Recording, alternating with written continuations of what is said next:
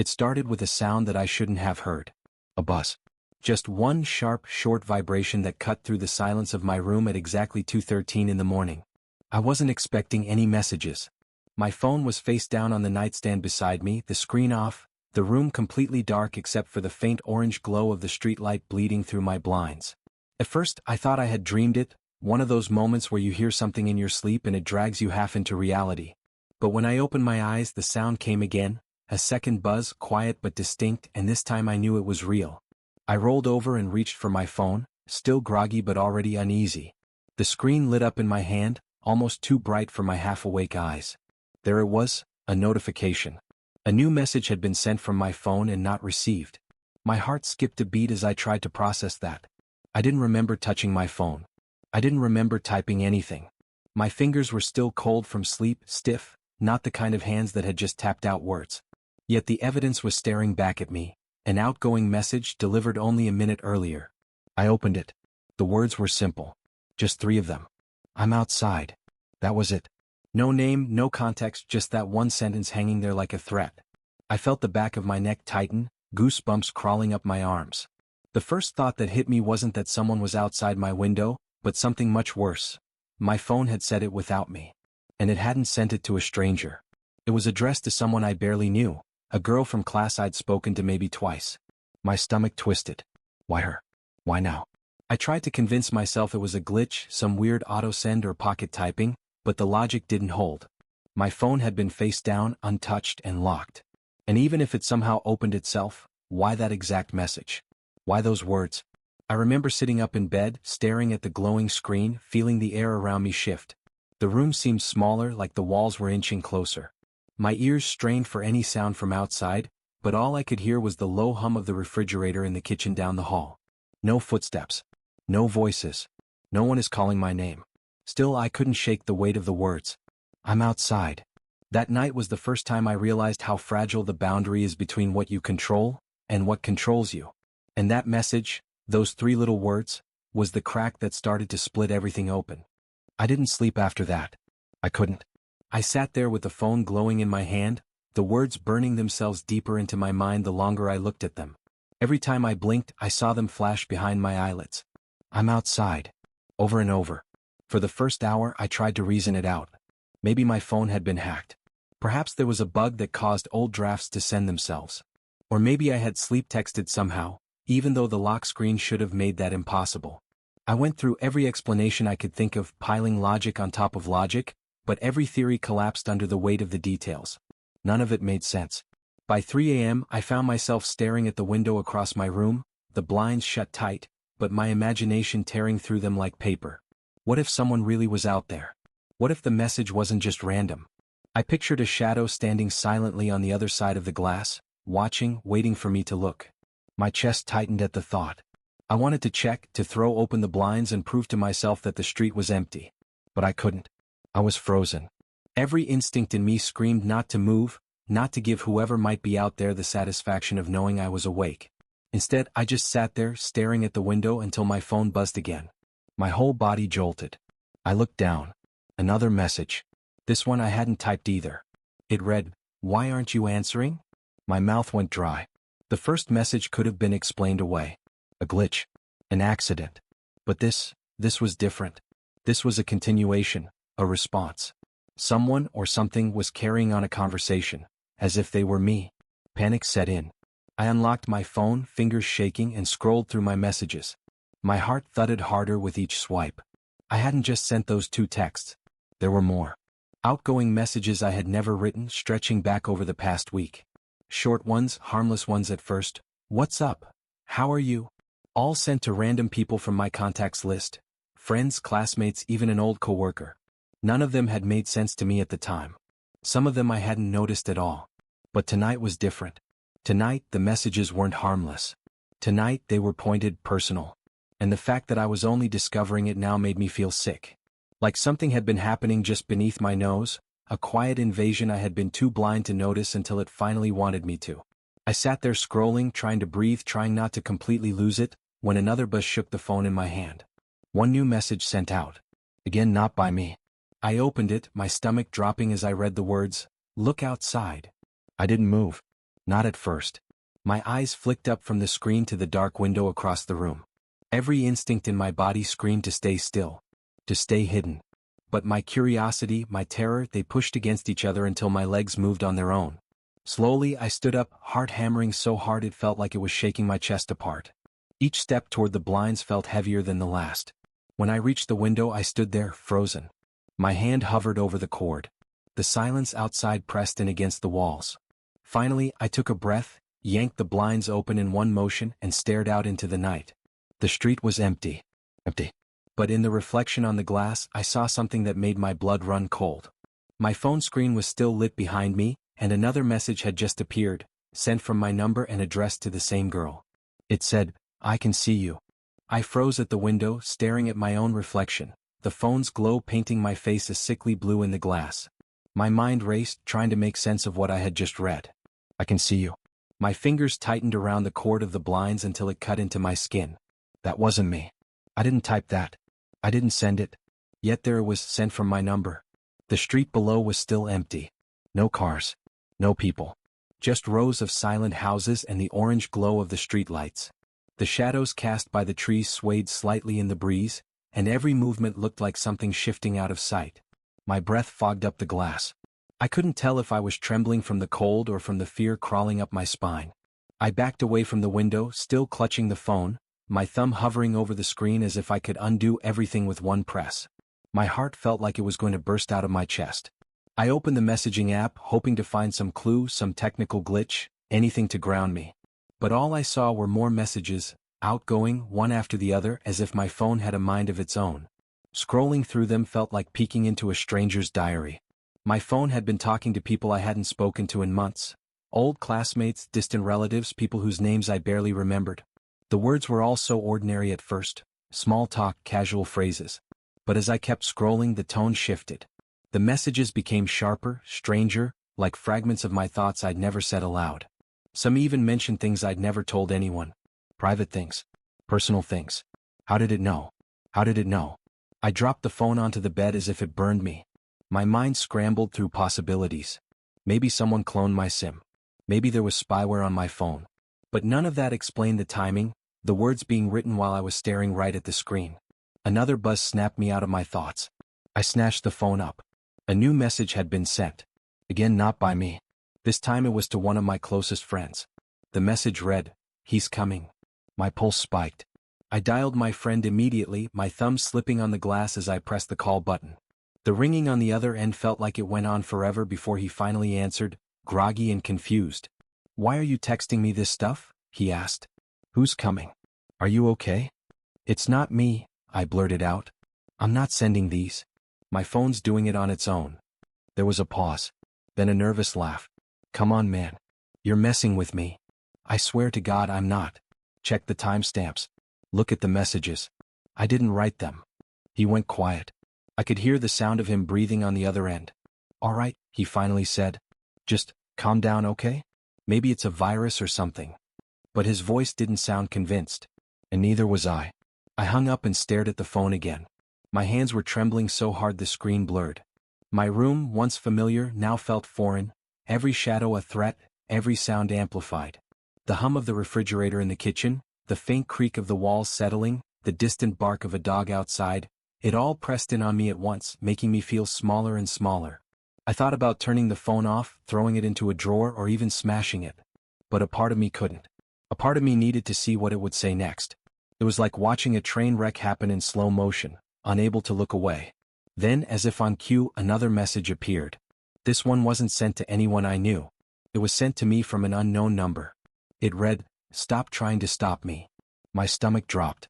My breath caught in my throat. For a moment, everything around me went completely silent. Even my heartbeat seemed to pause. I had the sickening feeling that whatever was happening wasn't just about my phone anymore. I stared at the message, "Stop trying to stop me," as if the letters themselves were alive. My throat went dry and my thumb hovered over the screen, but I didn't know what to do. Call the police? Call my carrier? Throw the phone against the wall? None of those options felt real enough. They all felt too small for what was happening. I tried turning the phone off. I held the power button down until the screen went black and the tiny buzz signaled it had shut down. For a second I felt a flicker of relief. My heart slowed. I set it on the nightstand and sat back trying to catch my breath. But before I could even fully exhale, the screen lit up again by itself. The logo appeared, then the lock screen, my wallpaper. Notifications are loading back in. I hadn't touched it. I hadn't pressed anything. The phone had turned itself back on. The pit in my stomach widened. I grabbed the phone and pressed the power button again. Nothing. It stayed on. I held it down longer. Nothing. I tried every button, every combination I knew. Still nothing. It refused to turn off. And then it buzzed. A new message had gone out. I opened the app with a trembling finger. The message had been sent to the same unknown number that had texted me before. It said, "You can't hide from yourself." My hands were shaking so badly I could barely hold the phone. I dropped it onto the bed and stood up, pacing the room. My heart was pounding in my ears. My thoughts raced. Was this some elaborate hack? Some cruel prank? Had someone broken into my accounts, my photos, my contacts, and was using my own data to terrorize me? I grabbed my laptop and opened my email, scanning for suspicious activity. Nothing. No login alerts. No new devices. I checked my accounts one by one, social media, banking, everything. Nothing unusual. It was as if whoever, or whatever, was doing this wasn't even leaving a trace. I unplugged my router. The Wi-Fi went down. The little lights blinked out. I waited for the phone to go quiet. But almost immediately, another buzz. Another outgoing message. This time to my mother. It read, "He knows." I felt like the walls of my room were closing in on me. My legs gave out and I sat on the floor back against the bed, clutching my head. I didn't even want to pick up the phone anymore. Every time I looked at it, it felt less like an object and more like a living thing, like something that had been slowly learning me for years and was finally revealing itself. Then, from somewhere in the apartment, a sound. A faint click. Like a door latch. I froze. My heart stopped. I lived alone. There shouldn't have been any sound except me and the refrigerator. But that click, it was too distinct. Too sharp. I stood up slowly, my body moving like it belonged to someone else, and listened. Silence. Another buzz. I forced myself to look at the phone. The new message wasn't for anyone else. It was from an unknown number to me. It said, "Check the hallway." I don't know why I listened. Maybe it was curiosity. Perhaps it was fear. Maybe part of me thought that if I did what it said, it would stop. My hands were shaking as I opened my door. The hallway outside my apartment was empty, dimly lit by a flickering light. And then my phone buzzed again.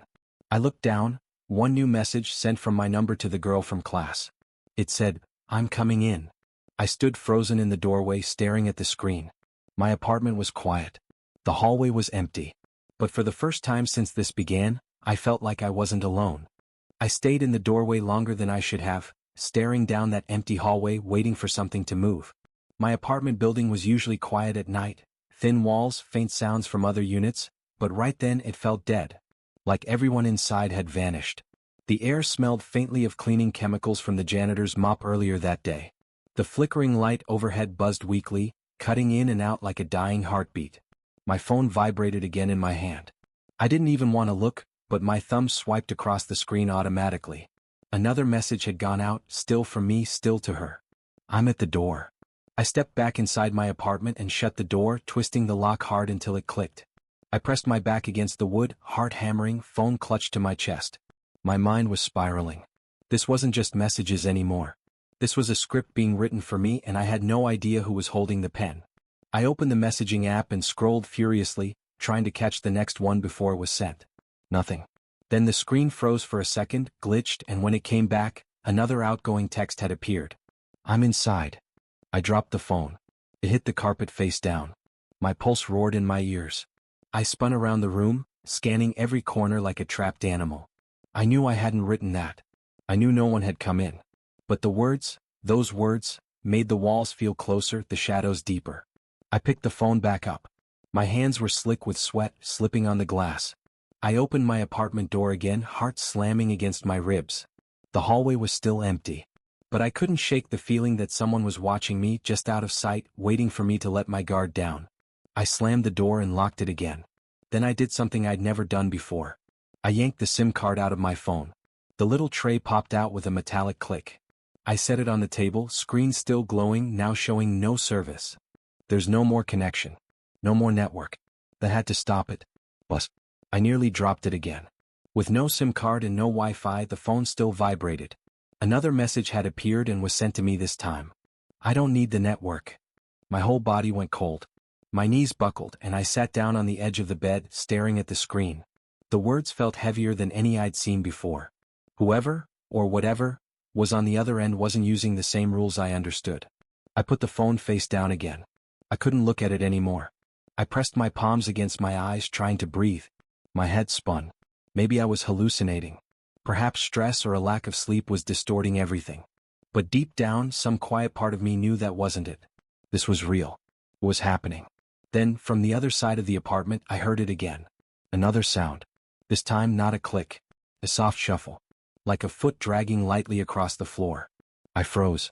My heart stopped. I lived alone. I turned my head toward the hallway that led to the kitchen, every nerve in my body on fire. The shuffle came again. Closer. My phone buzzed. I grabbed it without thinking, as if it were a lifeline. Another message had appeared. Don't run. My hands shook so hard I could barely hold it. The apartment felt like a cage now, each wall closing tighter with every breath. My eyes darted to the kitchen doorway. Nothing. No one. But the air felt charged, as if a storm were about to break. Another shuffle. Another buzz. I looked down. This one was different. It wasn't a message sent or received. It was my own camera app opening by itself. The screen switched to the front-facing camera. And staring back at me wasn't just my own reflection. It was the edge of a figure standing just behind me. I spun around so fast the phone slipped from my hands and clattered to the floor. The screen cracked with a jagged line, but I didn't care. My eyes locked on the kitchen doorway. Empty. My breathing came hard and fast, ragged. My ears strained for the next sound, a shuffle, a click, anything. But there was only silence. I bent to grab the phone, and as soon as my fingers touched it, the flashlight turned on by itself. A harsh, white beam spilled across the room, cutting through the shadows. The beam quivered with my shaking hands, illuminating the table, the hallway, the closed door at the far end. Another buzz. I looked at the cracked screen. Another message. Behind the door. Every muscle in my body tensed. My kitchen door was half closed, just a dark sliver of a gap. The flashlight trembled as I raised it toward the door. My heart was pounding so hard I could feel it in my throat. Another buzz. Now. My breath caught in my chest. I took a single step toward the door. The floor creaked under my weight, loud in the silence.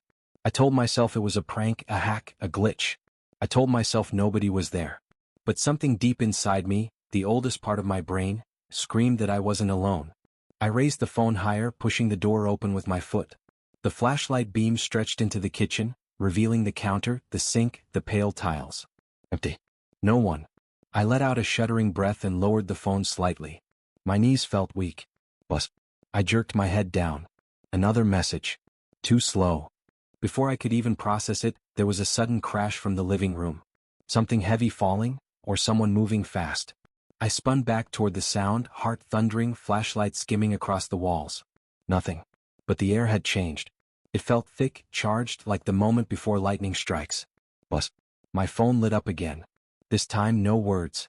Just a location pin. It was my exact apartment coordinates. And below it a single line. Time's up.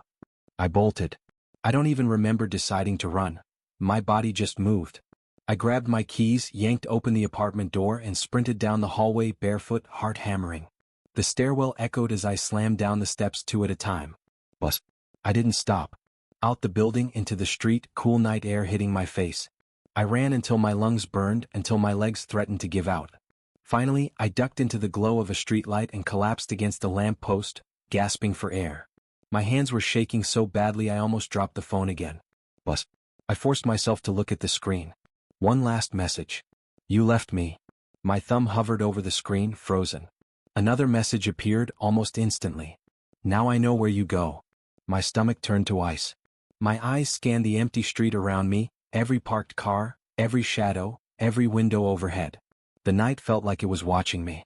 And then, for the first time, the phone stopped buzzing. No new messages. Just silence.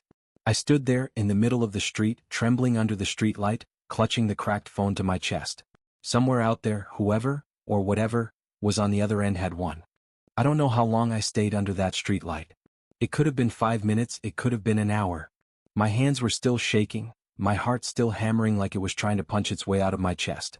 Cars passed, a few people walked by, but it all felt muted, like I was underwater. Finally, when my breathing slowed enough to think, I slid down the lamppost and sat on the curb. The cracked phone was still in my hand. The screen was dark now. No more buzzing. No more messages. I told myself to call the police. I even dialed 3 numbers, 911, but my thumb froze over the last digit. What was I going to say? Hi, my phone sent me creepy texts. Can you come check my apartment? They'd laugh. Or worse, they'd think I was making it up. I stared at the black screen. My reflection stared back, eyes wide and bloodshot. I hadn't even put on shoes before running out. My feet were filthy from the street. I wiped my palm on my jeans and opened my messages. All the texts were still there. Every single one. Same timestamps. Same words. Same location pin. It wasn't my imagination. Someone really had been sending them. But from where? And how did they know my exact address? My head spun. Maybe it was a hacker. Someone had cloned my phone. Or maybe a neighbor who had been watching me. That thought made me shiver. I clicked the location pin again. It opened the map app, showing a small blue dot. My dot. Where I was sitting now. A red circle pulsed over my apartment building. But there was something new. Another dot. Moving slowly down my street. Toward me. At first I thought it was a glitch. But then it stopped. Right at the corner where the streetlight ended. My stomach dropped. I turned my head just enough to see the edge of the street. The light didn't reach that far, but there was something, a shape, just outside the glow. Not moving. My thumb pressed the power button and the screen went black. I didn't want to see another message. I didn't want to see the map. I slid the phone into my pocket and tried to stand, but my knees felt like rubber. I forced myself upright anyway, fighting the urge to run again. The shape stayed where it was, just outside the light. I told myself it was a person walking a dog, someone waiting for an Uber, anything but what it looked like. But then my phone buzzed. One single, short vibration. I pulled it out with trembling hands. A new message. Don't run. My breath caught in my throat. Another message appeared instantly. You can't go home yet. I stared at the words, my mind blank. And then below them 3 dots appeared, typing. Whoever was on the other end was still there. Still watching. Another message. We need to talk. The figure at the edge of the streetlight shifted, like it had taken a single step closer. Everything in me screamed to run. But my legs wouldn't move. The figure stayed in the shadows just outside the circle of light. Not moving, but somehow feeling closer with every passing second. My thumb hovered over the screen. Another buzz. Step closer. I felt like my chest was caving in. My heartbeat was a hammer. My throat was dry, but somehow I managed to whisper, "Who are you?" even though no one could hear me. Another buzz. You know me. A cold wave shot through my body. My first thought was of every person I'd ever blocked, every number I'd ignored, every stranger I'd brushed off on the street. I searched my memory but found nothing. I swallowed hard and looked up. What do you want? The figure shifted again. 1 step forward. Now I could make out the outline of shoulders, the glint of something metallic, maybe a phone, maybe not. The air felt like it was pressing against my skin. Bus. Not here. Walk. The word walk hit me like a command. For a second I actually felt my foot move forward before I caught myself. I gripped the lamppost to stay put. Bus. You've been ignoring me. I typed back with trembling thumbs. Who are you? How do you know my number? The dots appeared. 3 dots, then nothing. 3 dots again. Then another message. Look at your phone. I frowned down at the screen. The text thread suddenly started scrolling by itself, fast, like someone was flipping through every message I'd ever sent in the past year. It stopped at 1. A random number I didn't recognize, a single message I'd gotten months ago and never answered. Need help. I remembered now. It had come in late at night. I thought it was spam. I never replied. I'd even deleted it once, but apparently not from the cloud. Bus. You left me. I looked up. The figure was a step closer again. My hands were slick with sweat. My mind was screaming at me to run, but my legs felt locked in place. Who are you? My voice cracked. Bus. The one you ignored. It felt like the world tilted sideways. My vision blurred for a second. The memory came back, sharp and ugly. A story in the local news about someone missing, someone sending out texts for help before disappearing. A number I'd brushed off. No, I whispered. The figure took another step. Now I could see part of a face in the dim light, pale, hollow eyes fixed on me. Bus. You could have stopped this. A chill ran through me that was deeper than fear. It was guilt. Real, sickening guilt. I'd ignored the text. I'd deleted it. I'd done nothing. The figure moved again, now right at the edge of the light. The face clearer now, not angry, not ghostly, just empty. Bus. Now you're going to listen. The screen flickered. The text thread changed again. My entire camera roll started flashing by itself. Pictures of my apartment, my building, my route home from work. Photos I hadn't taken. Bus. You don't understand yet. The figure finally stepped into the light. It wasn't a stranger. It was me. Same clothes I'd been wearing yesterday. Same cracked phone in its hand. Same face, only a little more hollow, a little more tired, a little more broken. I staggered back, my spine pressing against the lamppost. What the? Bus. My phone screen lit up with one last message. I'm the version of you who answered. My mouth went dry. My legs almost gave out. The figure took one last step closer, until it was directly under the streetlight with me, our faces inches apart. I tried, it whispered, voice like mine but distant. But now it's your turn. When I blinked, the figure was gone. 1 second it was there, my face, my voice standing inches from me under the streetlight, and the next the space was empty. My breath came in sharp, panicked bursts, each one louder in my own ears than the dead silence around me. I whipped my head from side to side, searching the street, the sidewalks, the shadows between parked cars. Nothing. Just me. But the phone was still buzzing in my hand. My cracked screen lit up again. This time, no messages. Just the typing dots. Over and over. A constant reminder that it, or I, was still on the other side, waiting. I shoved the phone into my pocket and stumbled backward down the street. My legs finally moved, though they felt like they were made of lead. I didn't even know where I was going. I just needed distance. By the time I stopped, I was blocks away from my apartment, standing outside a 24-hour gas station. Bright fluorescent lights hummed overhead. It was the first time all night I didn't feel swallowed by darkness. Inside, the cashier gave me a weird look when I walked in barefoot, sweat-soaked, clutching a cracked phone like it was the only thing keeping me alive. I must have looked insane.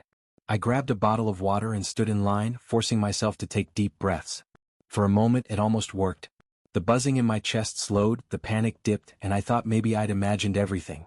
Then the phone buzzed again. I froze in place. My hand tightened around the bottle until the plastic crumpled. I didn't want to look, but I had to. I pulled the phone out, praying the screen would be blank. It wasn't. One new message. Don't pretend you don't believe me. I nearly dropped the phone. The cashier asked if I was okay, but I couldn't answer. My mind was too busy replaying the night over and over, the messages, the figure, the face. What? I left the bottle at the counter and bolted out the door.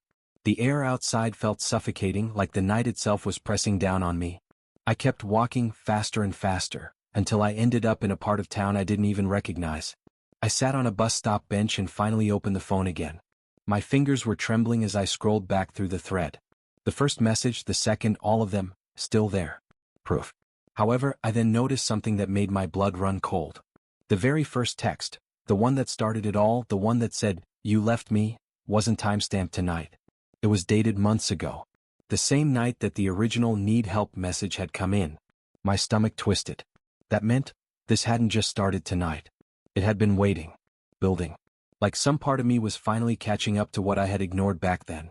I gripped the phone tight, like maybe I could squeeze the truth out of it. My reflection in the cracked screen stared back at me, warped and broken. Bus. Another message. You can run forever. Or you can finish what you started. The screen stayed lit, the glow reflecting in my wide, exhausted eyes. I realized then that this wasn't over. It wasn't even close. Because no matter how far I ran, the messages weren't coming from someone else. They were coming from me. I didn't go home that night. I wandered the streets until the sun came up, my bare feet aching, my phone heavy in my pocket like a curse I couldn't shake. Every time I tried to turn it off, it would buzz back to life, screen glowing like an eye watching me. By morning I was sitting on a park bench, staring at strangers walking their dogs, drinking coffee, laughing. None of them knew what it was like to carry something like this. The messages hadn't stopped. They slowed, but they didn't stop. Each one is short. Demanding. Watching. I deleted them, but they came back. I factory reset the phone, but when it powered up, the same thread was waiting. Same words. Same typing dots. I bought a new phone, same thing. Within minutes, the text started again. It didn't matter what I did. The messages weren't tied to the device. They were tied to me. At first, I tried to fight it. I ignored the buzzes, threw the phone across the room, and even left it behind once. But every time I did, the buzzing found me again. A stranger's phone at a cafe. A payphone on the street started ringing the moment I walked past. Even the TV in my apartment, flickering with words I didn't want to see. The same words. You left me. Now you can't leave. It's your turn. I don't know what it wants. Or maybe I do and I'm too afraid to admit it. I catch myself checking the phone at night, staring at the typing dots for hours, waiting to see what comes next. Sometimes I wonder if it's even trying to hurt me, or if it's just trying to make me remember. Because the truth is, I did ignore that first message. I told myself it was spam, a mistake, nothing at all. And maybe if I'd answered, if I'd done something, none of this would have happened.